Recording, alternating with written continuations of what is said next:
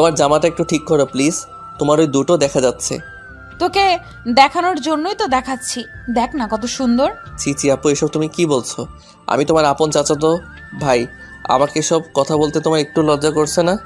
এইসব ন্যাকামো আমার কাছে দেখাতে আসিস না তো, কারণ আমি তোকে কখনোই চাচাতো ভাই মনে করি না। একটু দে না আমায় আদর করে। নীল তখন নিজের চোখ দুটো বন্ধ করে নেয় আর চোখের উপর নিজের হাত রেখে বলতে থাকে, আপু প্লিজ, তুমি তোমার জামাটা ঠিক করো। বেশিক্ষণ এভাবে থাকলে কিন্তু আমি নিজেকে কন্ট্রোলে রাখতে পারবো না, বলে দিলাম। কে বলেছে নিজেকে কন্ট্রোলে রাখতে? আমি তো নিজেই তাকে বলেছি আমায় একটু আদর করে দে, কিন্তু তুই তো নিজেই আমার থেকে দূরে দূরে থাকার চেষ্টা করছিস। কথাটা বলেই নীলের হাতটা টান দিয়ে একটু তার বুকের কাছে নিয়ে আসে। নীলের হাতটা যখনই নীলার বুকে স্পর্শ করতে যাবে, নীল তখনই কেঁপে উঠে বলে, আরে কি করছো কি তুমি? তখন নীলা নিজেই নীলের হাতটা ধরে তার বুকে চাপ দিয়ে ফিলিংস নিতে শুরু করে।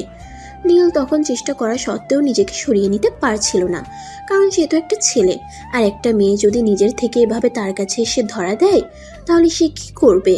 নীলা নিজেই নীলকে বিভিন্নভাবে রোমান্টিক স্পর্শ করতে শুরু করে। এদিকে নীল যদিও নিজেকে তখনও কন্ট্রোল করার চেষ্টা করছে, তখনই নীলা তাকে বলে, এই তোর মধ্যে কি পুরুষত্ব বলতে কিছু নেই নাকি? কেন, আমাকে দেখে তোমার হিজড়া মনে হচ্ছে নাকি, যে আমার মধ্যে পুরুষত্ব বলতে কিছুই থাকবে না? তোকে আমার যথেষ্ট সন্দেহ মনে হচ্ছে, কারণ তুই যদি সত্যি পুরুষ হতি তাহলে আমি এইভাবে নিজেকে তোর কাছে তুলে দেওয়ার পরেও তুই নিজেকে কোনোভাবে এতটা সেফলি কন্ট্রোল করতে পারতি না। দেখো আপু, এখন কিন্তু সত্যি বাড়াবাড়ি হয়ে যাচ্ছে। তুমি কিন্তু আমার পুরুষত্বে আঘাত এনে কথা বলছো, এখন কিন্তু আমি বিগড়ে যেতে বাধ্য হব। তখন নীলা নীলকে আরেকটু খোঁচা মেরে বলতে থাকে,